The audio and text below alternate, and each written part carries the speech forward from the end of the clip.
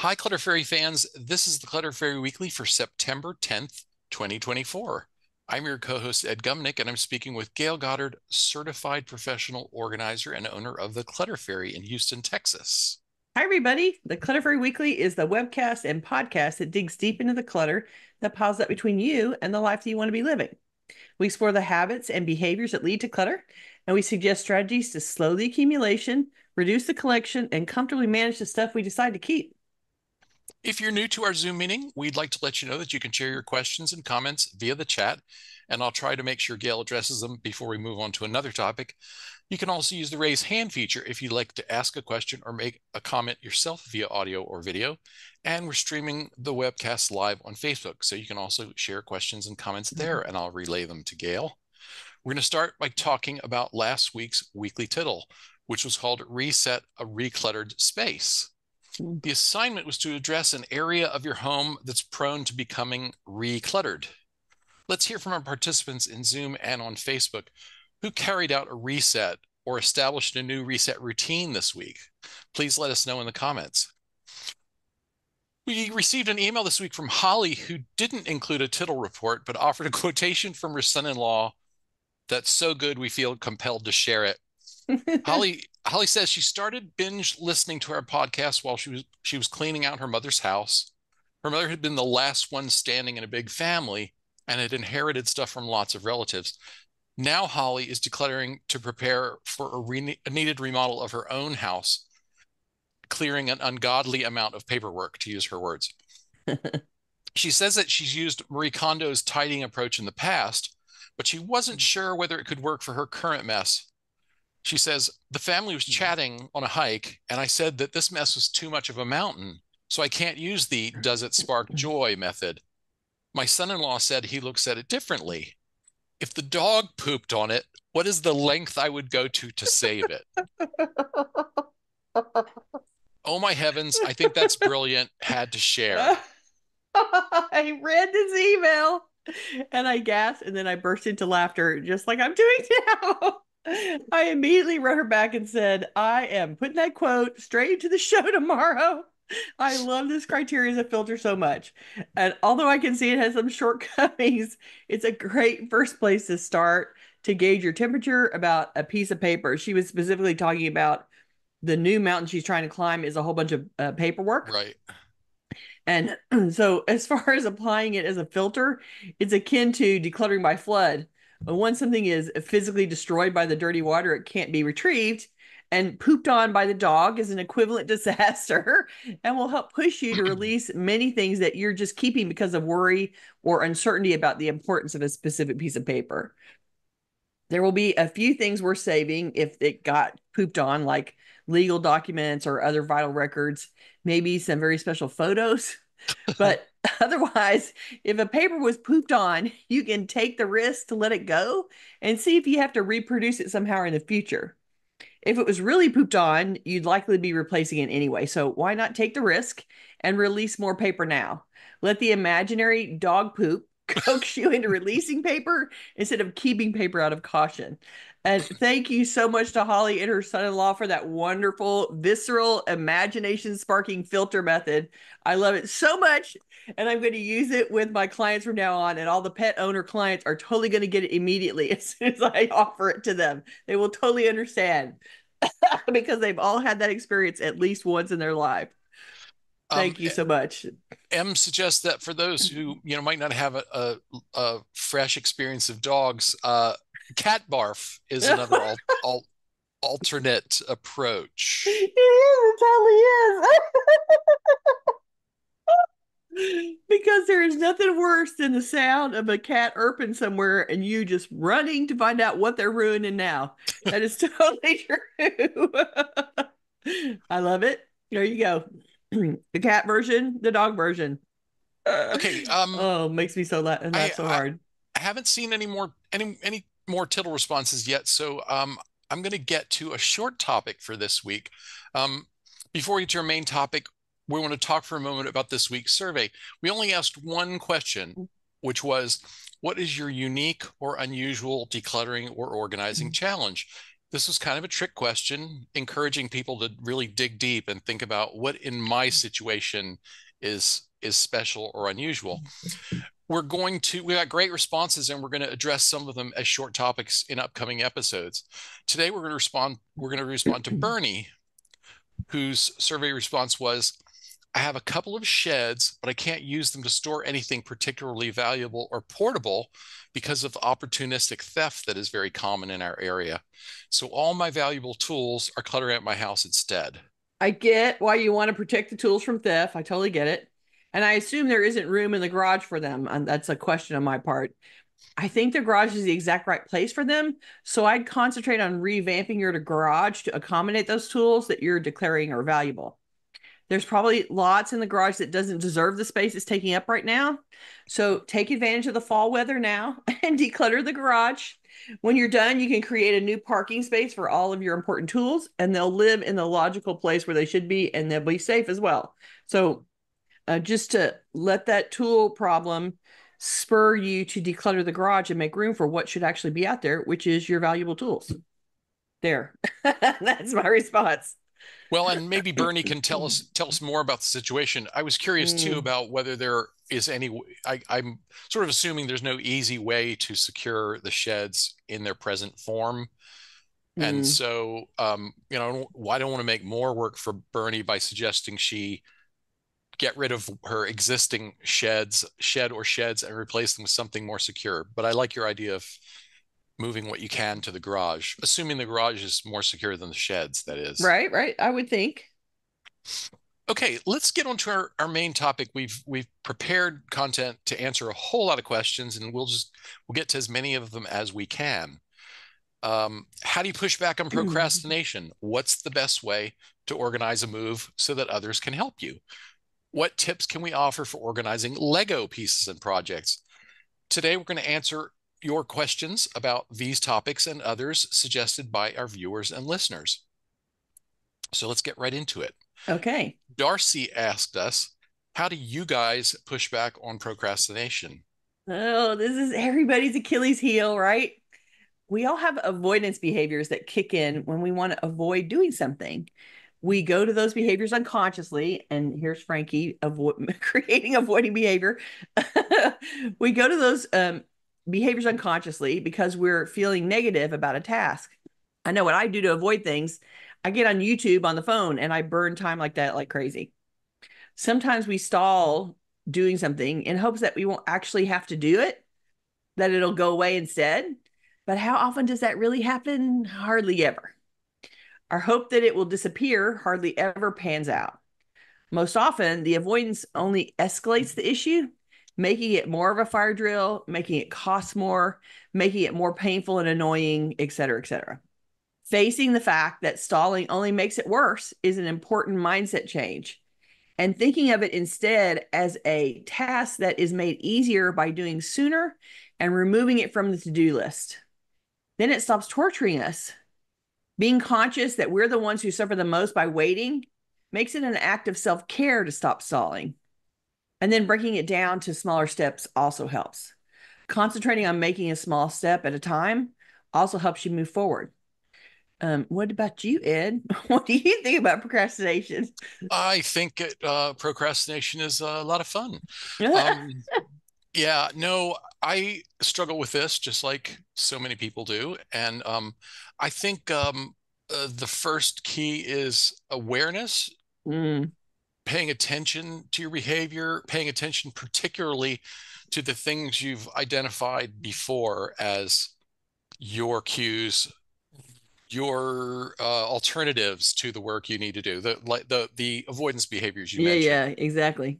which for me have tended to be in recent years playing games on my iPad or doom scrolling X.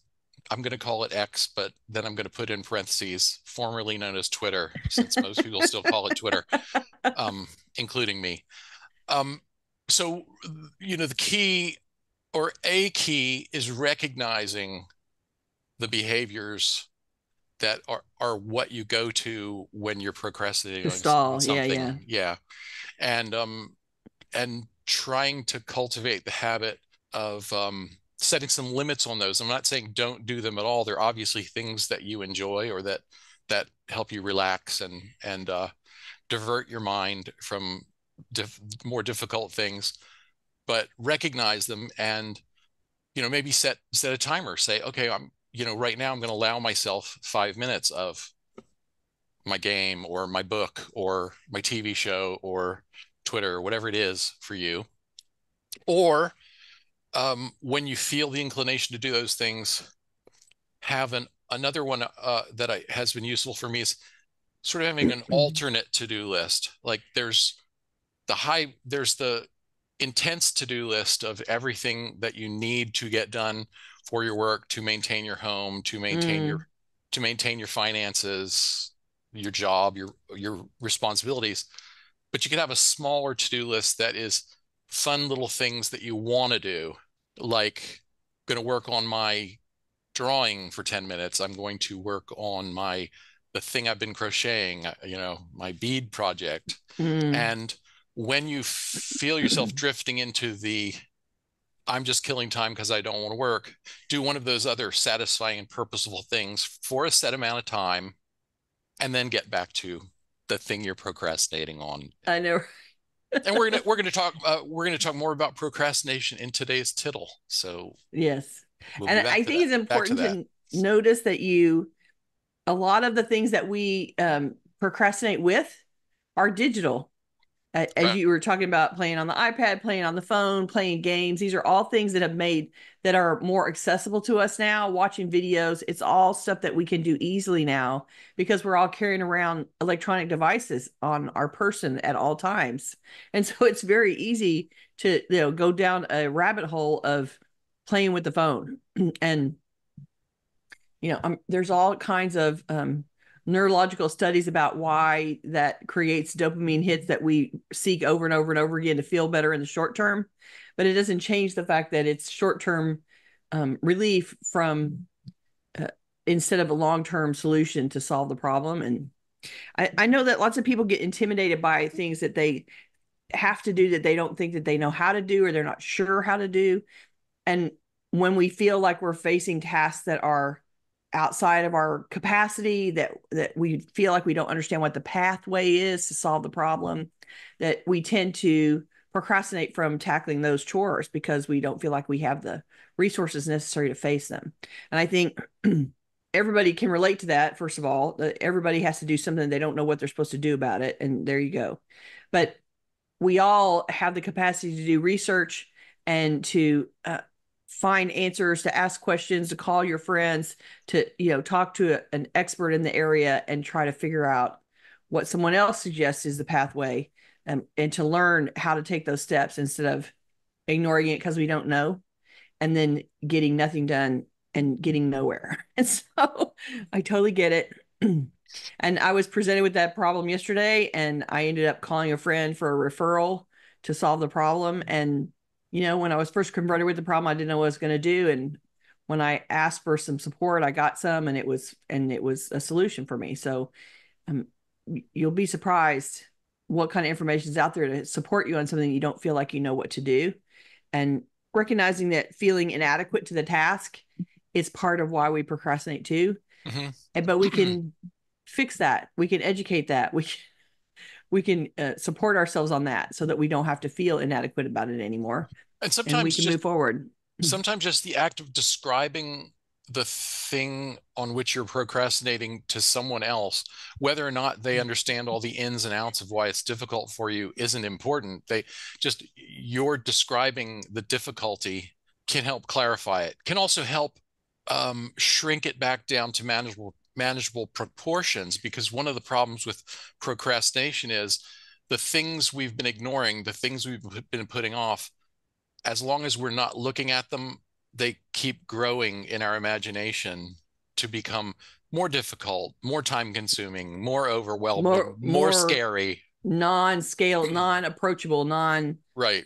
So sometimes you just have to describe the problem to someone who will listen to you for a few minutes to realize, you know what? It's not that bad. Or I can at least figure out the first step. Yeah. M says, once in senior years, it seems like we deserve a rest to just loaf, which makes procrastination even more likely. And yeah, you do. I mean, you do deserve rest and you need rest. And don't, don't beat yourself up if right now rest is the best use of your time. That will be one of the points in our tittle too, is be gentle. Be And gentle with yourself. if the issue is you're older and it takes more time to do stuff, or you can't keep at it for as long as you used to, that's fine.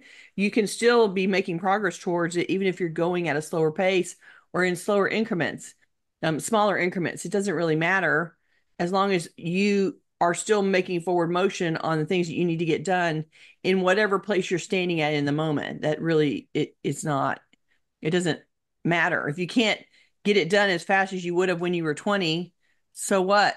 If you can get it done eventually anyway, and you can keep moving forward on it, then you just need to adjust that pathway for your capacity, your energy level, your time commitments, etc.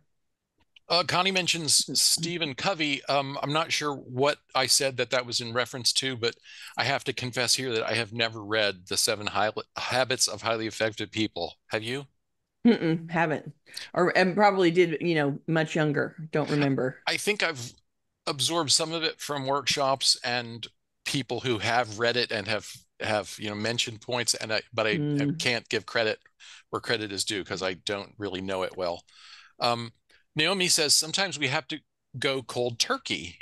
For me, YouTube is like alcohol to an alcoholic. I No can kidding. never watch just one. It's so true. It is so true. It's an easy rabbit hole to go down, and to like, it's sort of like going over the waterfall and ending up in a pool that you never intended to be in. Like, it's totally true. Yeah, it's a hard one to catch. Linda says, I remind myself that procrastination doesn't get the task I'm avoiding out of my head. The only way to get it out of my head is to do it. That usually gets me started. Also, I allow myself to do just a beginning step and then pause. But usually, once I get started, I want to keep going and get it over with. Mm-hmm. Because really, a lot of the procrastination is just sort of the getting started part of the process. And if you can, once you can make yourself take the first few steps, then you can really keep rolling. You're just getting past your own emotional reluctance to get started on something that you're not going to enjoy, or isn't going to be pleasant, or is annoying, fill in the blank, right? There's all those reasons why you're avoiding it to begin with. But getting yourself rolling then allows you to kick in the skill sets you actually have, and the abilities that you actually have, and the things that you can do to make headway on it. And yes, it's annoying, but you can still do stuff. And so if you can get yourself rolling, then like you said, once you get started, you then feel compelled to keep going, which is great. That's where you're trying to get, right? So if you can get that, if you can get to that place, that's excellent. Joyce says I turned off most of the notifications on my phone. So far it's helping. I'm still on there too often. Yeah, so remove as many distractions from your environment as you can if you're suffering from a procrastination tendency. I Um, actually have to keep my phone on silent a lot, because at clients, I learned early on that my phone dinging and making noise made my clients nervous. They're like, yes, what's happening? You need to enter your phone. Like they worried about what was happening on my phone way more than they worried about their own phone. And so it became really obvious that I needed to have the phone on silent while I was at clients. Well, so I'm in two client appointments a day, so 6 hours a day at least. I have the phone on, basically on do not disturb, so that I can't hear anything. And so um, that allows me to not be distracted by those notifications. It served the purpose in that my phone stays on silent a lot. So it's not, I mean, I've benefited from the fact that my client situation forced me to put it on silent all the time. right. And it's been very helpful. Yeah, I keep my phone pretty much silent. It does ring on my laptop at under certain Yeah, yeah. circumstances, which annoys me, and I need to figure out how to make that stop.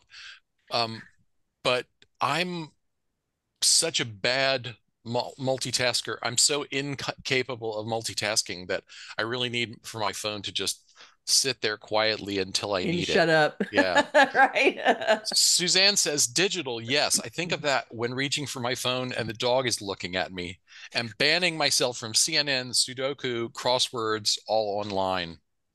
D- Right. Suzanne sounds like she has a judgmental dog. I would probably be better off if my dog were more judgmental. But my dog actually comes out in the middle of the afternoon and looks at me and says, "Don't you think it's time for a nap? It feels like time for a nap. It must be time for a nap, I'm going to Daddy. go and take a nap. Why don't you come join me?"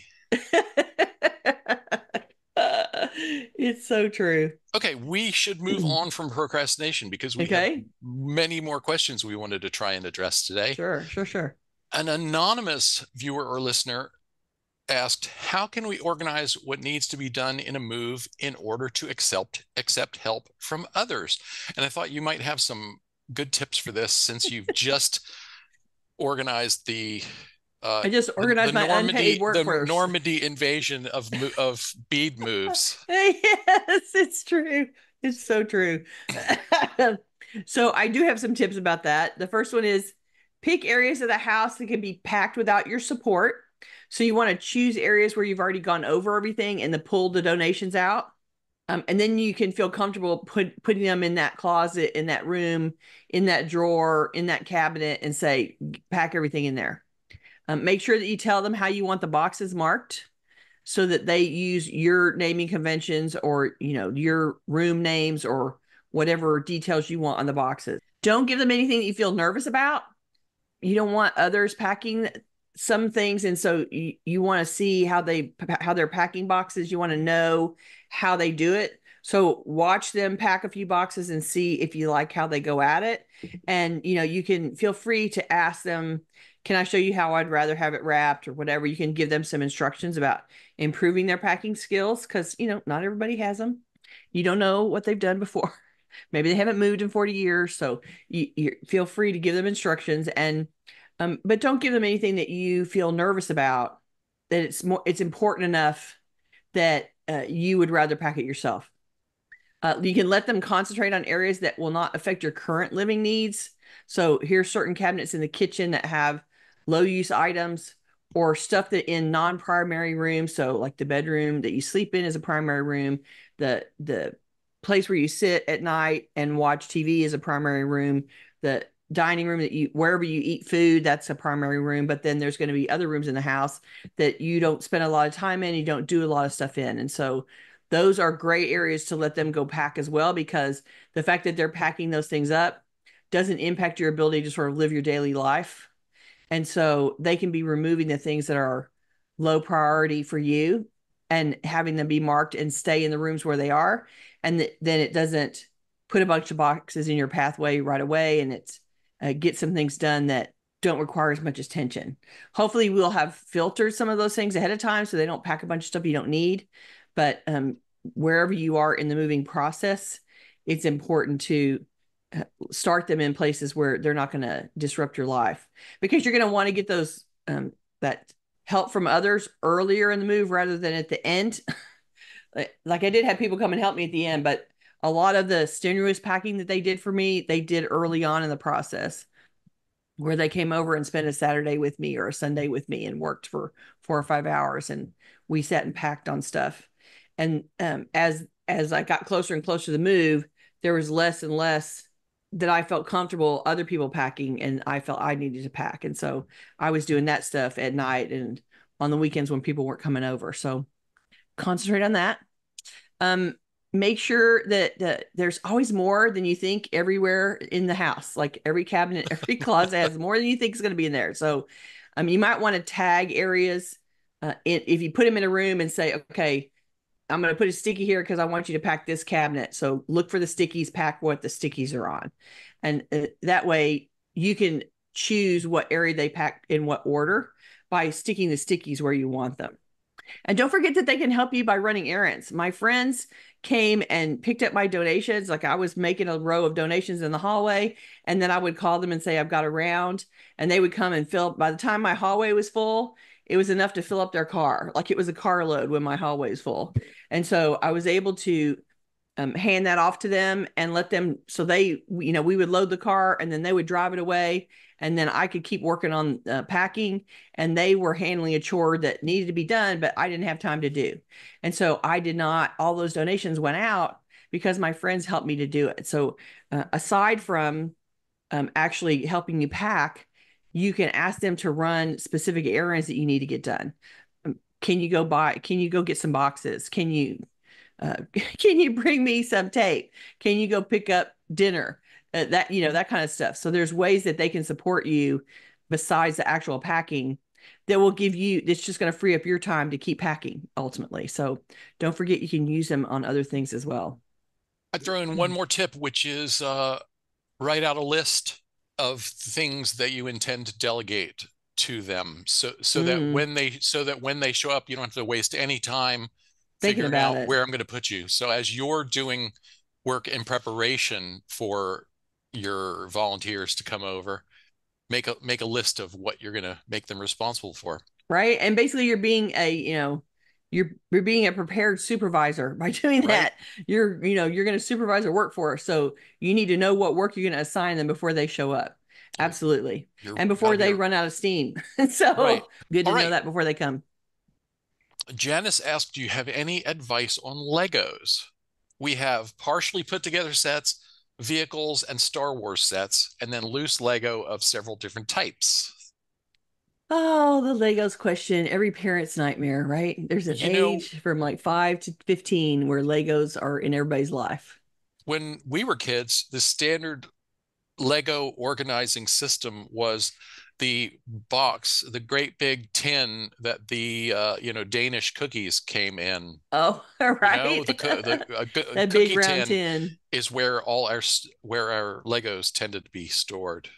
Well, and as Americans and crazy consumers that we are, once we figure out that a kid likes Legos, then everybody in the kid's life gives them Legos for their birthday, for Christmas, for every holiday, for every reason whatsoever. They get more Legos, and there is a period of time where kids are wildly interested in playing with Legos. It's very fun. It's very creative. It's very, they're building, and then they've developed all those sets where here you're going to build a Lego of the Star Wars ship. That there's all that kind of stuff. They figured out a way to seriously make more money on Legos by creating these sets and let people follow the instructions to build a specific thing. So, depending on how meticulous your kids are about Legos, you can organize based on how they feel about them. And let me elaborate. It might seem like a good idea to organize by size or color or kit, but if your kid doesn't actually prefer them that way, then it won't stay that way. Um, those sets need their parts in order to be completed or passed to others. So it's best to ziplock all the parts of a set inside the set's original box and then tape it closed until somebody wants to work on them again. Some kids like to see the colors sorted, so they want all the green ones together, they want all the red ones together. Some don't care at all. So you really want to ask the child owner of the Legos how they like to find them. Do they want to grab a specific size, but color doesn't really matter? Then group by a few size parameters.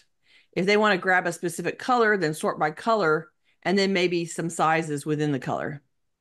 And if you just want compliance with putting them away, then get some bins, open bins without lids, and a shelving unit that those containers can sit on. Then the bids come out and the Legos can be easily dropped into them to be putting things away. I think that in general, Legos is in essence, a crafty entertainment. And so the ideas of organizing craft materials apply to Legos as well. And it depends on how the little kid wants to play with them. Some of them will want everything sorted by color and size. Like that's super important to them. If they're that meticulous, they will want them sorted that way. But other kids will be like, "Hey, I love this pile. I want to play with this pile. It doesn't matter to me." And so then you don't have to knock yourself out with an organizing system that the kid will never find useful and will never comply with either. So enroll your child in the discussion how they want to be able to, what makes them feel comfortable with how they can find their logos and their Legos and how they can put things back when you ask them to put them up. We did have an audience member who shared some Lego advice. Tanya writes, I had 4 boys who asked for Legos for all birthdays and Christmas. So I had a bunch. And here's some suggestions.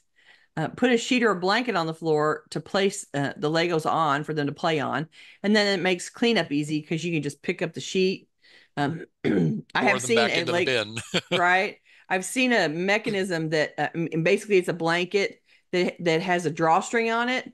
So you lay it out on the floor with all the Legos on it, and then at the end you pull the drawstring, and the rug basically comes together as a bag on the floor from the floor into a bag shape with all the Legos in the middle. And then you could just put it to the side, right? You could just park the bag, the drawstring bag. But that won't work if your kid doesn't want the stuff all mixed up, or if you're in the middle of a set that needs to be, continued on with all its pieces. And so, that only works part of the time. But the idea of putting a sheet or a blanket down so at least it stays on something that you can then control and it makes it easier to put them away. Great idea. Put the directions to the sets in a Ziploc or a file folder to keep them up. Sure, you can get them online if you remember what the set's called, but if you don't remember, it'll be harder for you to get those instructions. So her idea of capturing all of those instructions in a file somewhere is great. The kids oftentimes play by photo, like they're looking at the box cover and sort of like building a puzzle by looking at what's in front of them on the photo. But some of the things are more intricate in that, and they do actually follow the instructions to try to fix them. So again, it just depends on how meticulous your kid is. Use large tubs to hold pieces when not in use. Yes. And the open bin concept works for a set as well. If you are in the middle of building one and you want to pick it up off the floor, you can take that. If you have a large enough bin, you can take that partially completed piece and the box that it goes with and the extra parts that haven't been used yet and put them into a bin, and the bin can then be put away, put on a shelf, put under the bed, et cetera, et cetera. And so the open bin concept at least allows pieces to stay together. It's more easy for a child to comply because they don't have the extra task of pulling a lid off to put something away or opening a drawer to put it away. They just toss it in the bin. And so it's the shortest pathway to compliance for a little kid that doesn't have a lot of bandwidth for cleaning things up. You can still use those bins and then park those bins somewhere. And then, when they want to play with them again, pull, as Tanya's suggestion, pull out the blanket, pull out the bin, and the kid can pull it out onto the blanket and work on it. And then when they're distracted again, 20 minutes later or an hour later, then you can pick up the sheet, dump it back in the tub, and put it back away. Amanda says, I've heard of people sorting their kids' Legos by color. Sounds like a giant waste of time that doesn't really help the kids find the size piece they need. I I'm know, I'm right? I'm right there with her. I have to say, if someone told me they were sorting their kids' Legos by any method, I would say if something along the lines of if only your powers could be harnessed for good. I mean, it just doesn't seem like it could possibly be the best use of a parent's time and ever. and I get it that it's usually right. It's usually because the parent finds that Right. disruption distressing. Like the parent is sorting them because it makes the parent feel better that the Legos are sorted. But that's a parent that hasn't talked to their kid yet. That's a parent that has not checked in about how the kid wants to manage or find the stuff that they want. And there will be some little mini me's who really want the stuff that makes them more comfortable and less stressed if the stuff is sorted out. Right. But most little kids will be like, yeah, yeah. Thanks, mom. Let me destroy that system now by taking it all out and dumping it on the floor. And then, all of your good time has gone to waste. So you definitely need to check in with your kid about that first. Suzanne says the parent might be procrastinating. Right? It's a good point. I mean, well, and in seriousness, Self-soothing by Lego sorting. if you're a yeah, if you're a parent and you're doing something like sorting your kids' Legos, at the very least, ask yourself, wait, am I doing this for them or am I doing this for me? And Right. and if you're doing it for you, well, then maybe shift gears and do something that will benefit you even more directly and permanently, Right. because Exactly. sorting those Legos is going to be a quick fix for whatever emotional need you're using it to satisfy. Well, and every parent in my experience that I have worked with has said, I just cleaned that up and it's already all out on the floor. And I'm like, Yeah, because they're kids and they're just waiting for you to stop organizing so they can tear it apart. That is their job. So, as a parent, you spend all your time running around picking up behind kids that are throwing things down. And that is just a state of affairs for probably a decade before you can enroll the kid in being in charge and putting things away when they're done. So, sorry, it applies to Legos too.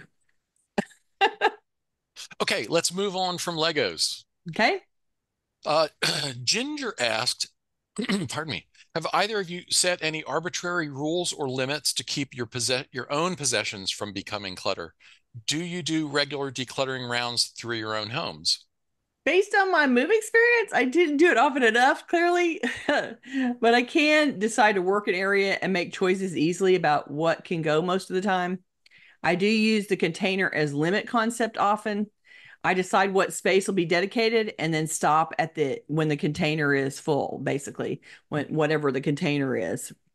For example, I don't put clothes in a second closet. I've known clients that have clothes in every closet in their house, and I refuse to do that. To me, that is way more clothes than any one person needs to have.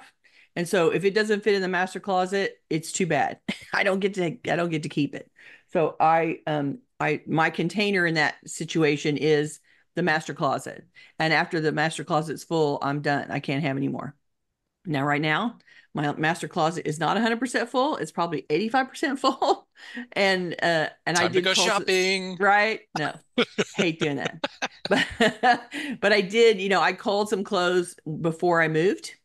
And so, and yeah, and my master closet is a walk-in closet for sure.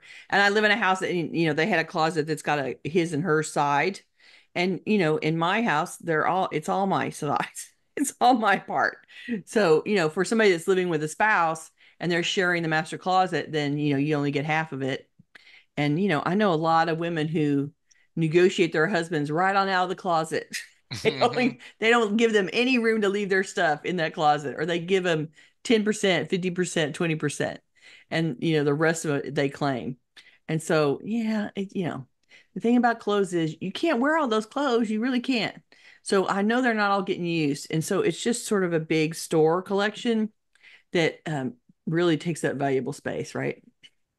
I also have there's bead storage options in my house that are also limiting. So I have sort of containers that I won't go beyond. Like um, I have a mail sorting unit that came out of an office, and it was a rack that was designed to sort all of the employees' mail into it before it got distributed.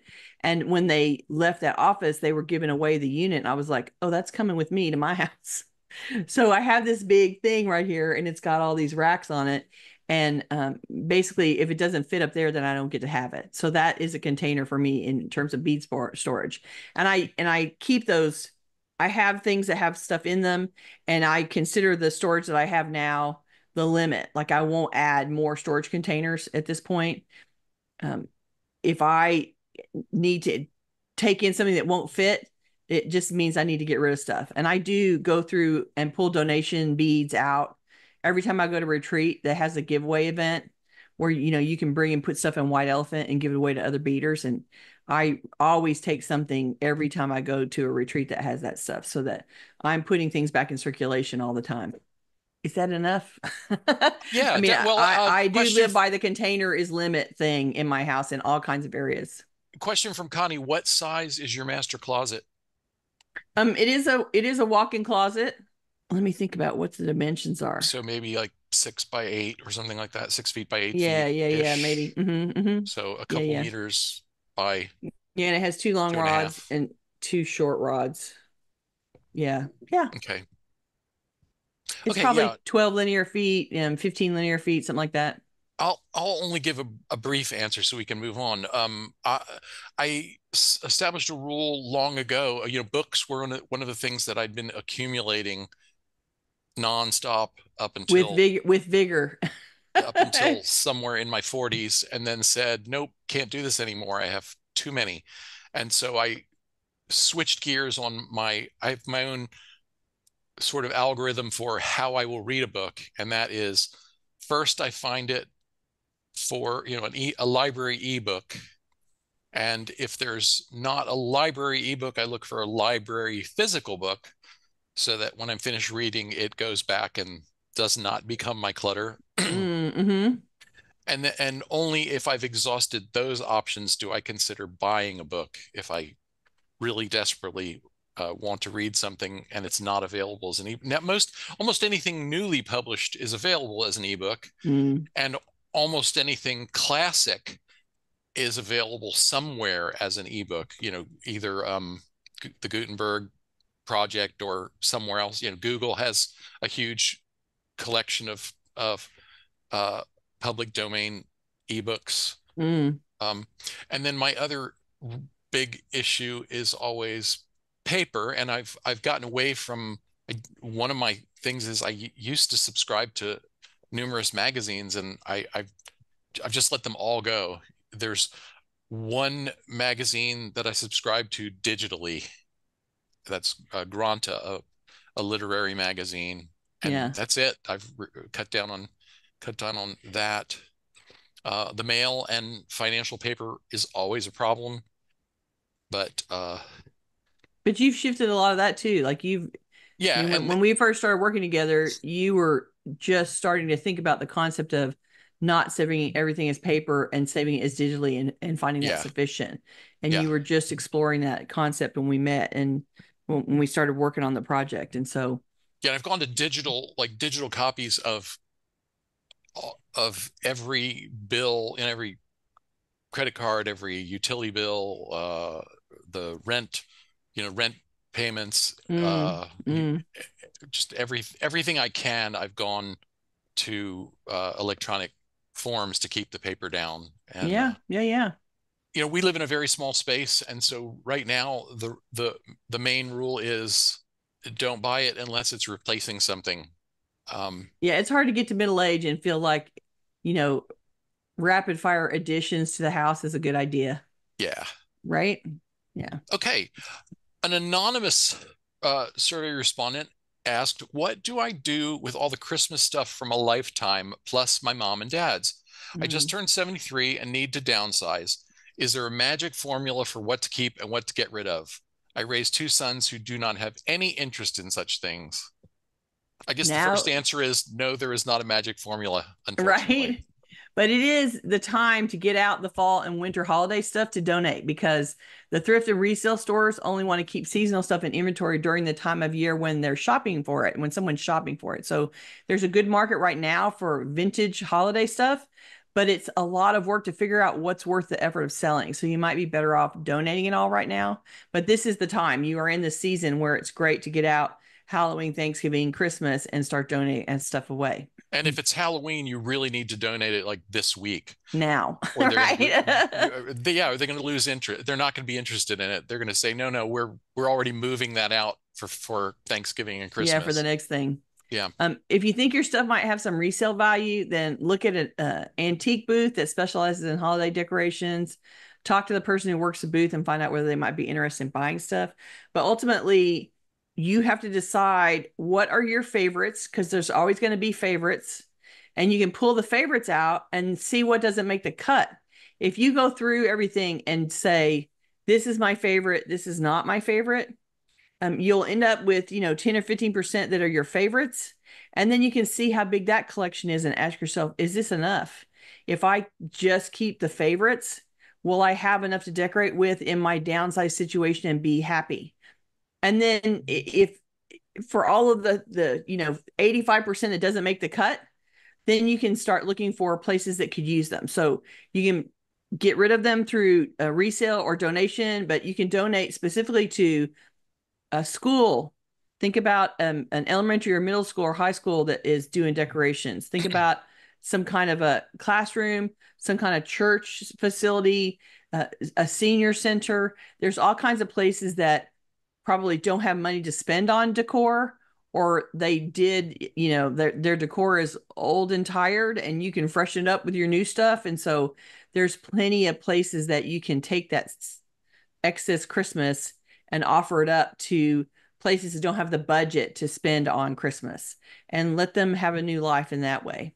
And keep the cream of the crop. You keep the 15% that is all your favorite things. And then everything else that doesn't make the cut, send it on to be somebody else's collection. On the subject of books and magazines, several people have mentioned Hoopla, which I'm not familiar with. I'm going to have to take Mm, a look for that. And the Libby app, which I do use. Libby is an app that works with the Overdrive service, which is a library ebook clearinghouse. And okay. it's a way you can check out books. And people mentioned in the comments, you can check out magazines from the Oh, library in the ebook form as well. So if you're trying to cut down on your accumulation of subscriptions. magazines, check out, Let if you've them. got an e-reader, check out library magazine loans. There you go, because they're out there for you to look at digitally. Someone messaged me privately, so I'm not going to say who it was in case they didn't want to share this question under the name. But this person asked, "And your bookmarks and saved articles are under good control, Ed?" And I want to answer that because it occurs to me that that's another change of behavior I've made to reduce Mm, clutter, which is I hardly ever bookmark anything or save an article to read later because I have gotten realistic about the fact that I am years old and will never get back to all the things that interested me once upon a time. If I if I run across if I'm searching and I run across an article and it's relevant to a project that's currently in the works, I will just leave the tab open because then as I'm cycling through and I'll remember, oh yeah, I need to put this on a to-do list. I need to save a link to it, but then I'll save the link like in a project file. So yeah. for example, if we're, talking about a topic for a future episode and I run across an article, I'll save that link, maybe share it with you, save it in our wiki that where we prepare the content for the episodes and leave the tab open and if the day that I'm planning to work on that stuff is coming up soon. But Hmm. when I in the early days of web browsers, I just racked up thousands and thousands of bookmarks that who even knows where they've gone. They're still there, and some of them are still there in my current browser. Never look at them and never add anything new to them. Well, and the underlying issue here is we all want to spend way more time reading and gathering interesting information and being entertained than we actually have time to do those things. And it's Yes. true with real books as opposed to digital bookmarks for things to read as well. We all want to sit around and consume information in whatever form we find entertaining and not do the rest of our life. And yet we don't get to do that. You don't have 12 hours a day to entertain yourself with whatever it is you want to read. And you're not going to have, unless you come into a lot of money, you're not going to have 12 hours a day to do that. And so the idea that you prepare and save material as if you have 12 hours a day is it's aspirational clutter, Right. right? You Yes. aspire to read for 12 hours a day, and you are never going to have 12 hours a day unless you retire and inherit a lot of money. And then, then you can go back to all those bookmarks. But in the meantime, no point in saving what you don't have time to read. The end. All right. I think we have time for one more, maybe two. All right. Eve asks, what strategies can I employ to get my loved one to let go of career-related clutter? A career that was left 16 years ago.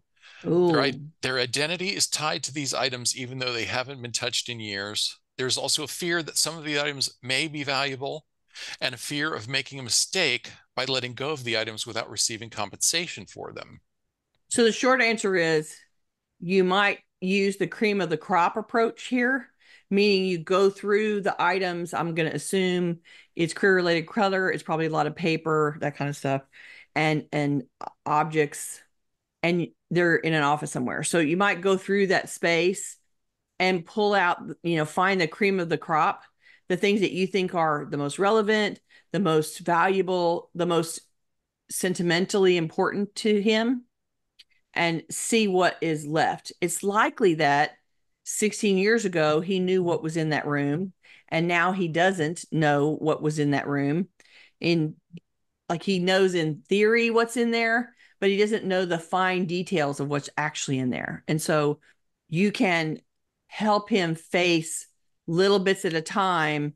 Let's pull out this file. Let's pull out this binder. Let's pull out this project and see what is in there. And can you not get rid of it, but can you thin it down so that you keep the cream, you keep the best pieces of the collection of whatever that file project box is that you're looking at, and see if you can let go of some of the extraneous stuff. Because the likelihood is there's a lot of iterations of the same thing. There's lots of copies of the same thing. There's lots of, I worked on this project and I generated all this paper and we got to the end result. And all of the incremental execution material that happened along the way can be gotten rid of if you keep the final products. And so he probably is overwhelmed to face it. And so he doesn't want to think about it or talk about it or look at it. And B, the idea of tackling the home at once is the same for him as it is for everybody. Oh my God, that's such a huge project. I can't possibly deal with it. And so if you can help him say, no, we're not going to deal with it all.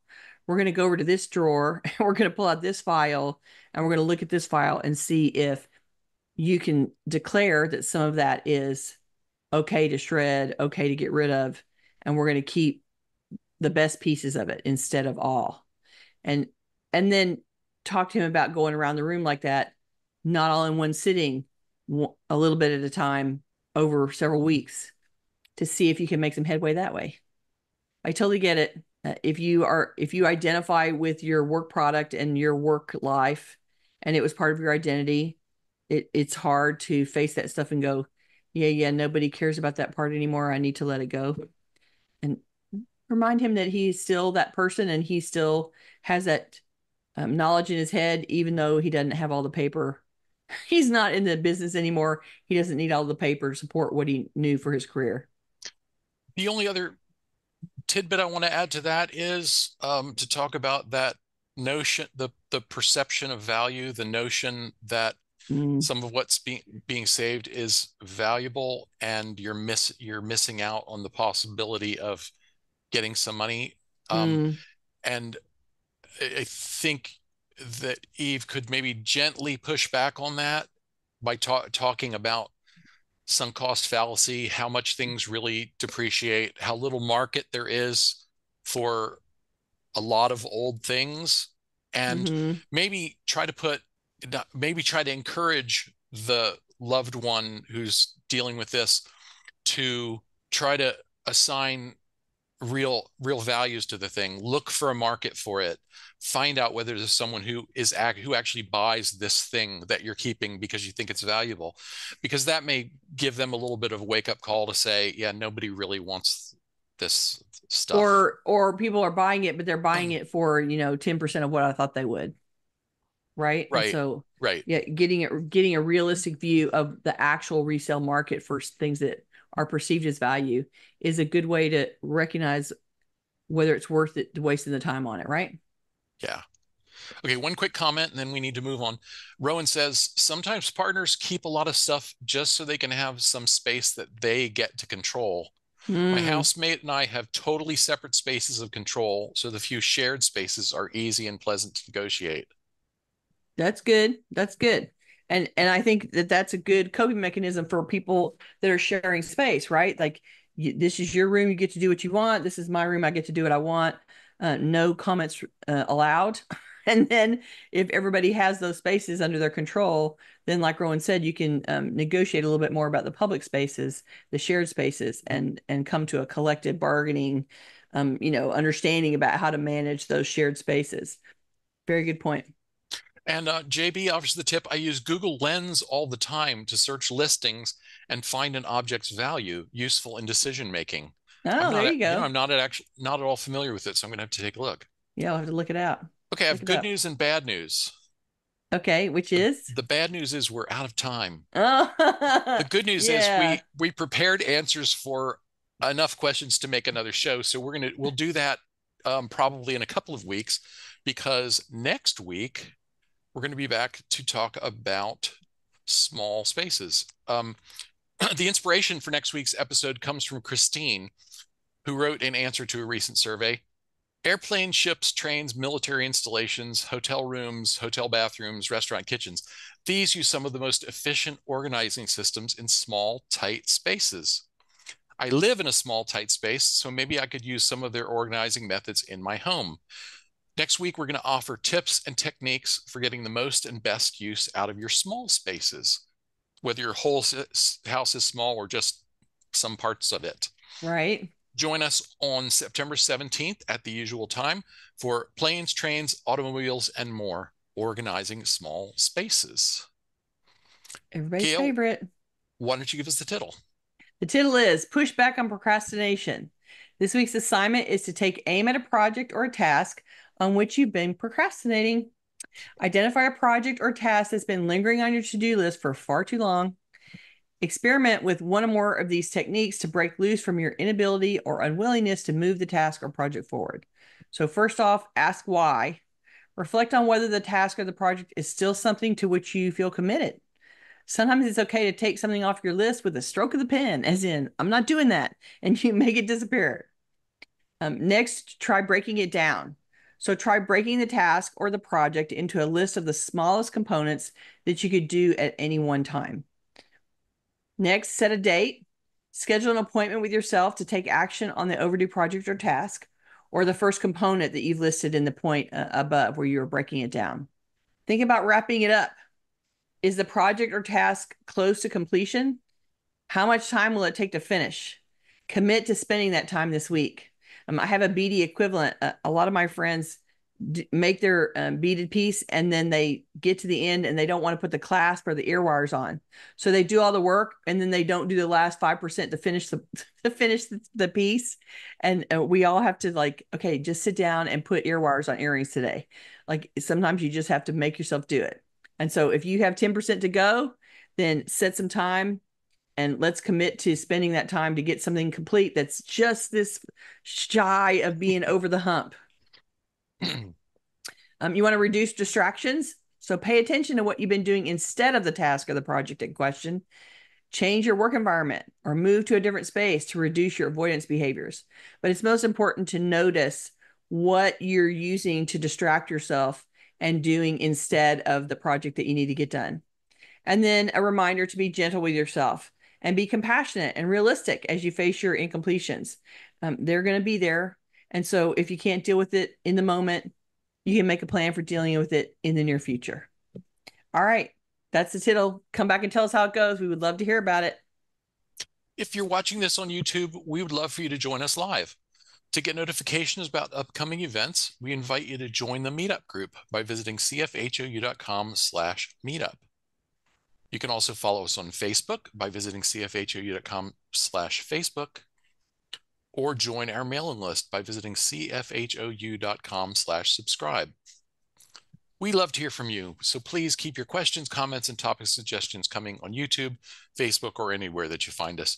You can always reach us through the website at clutterfairyhouston.com.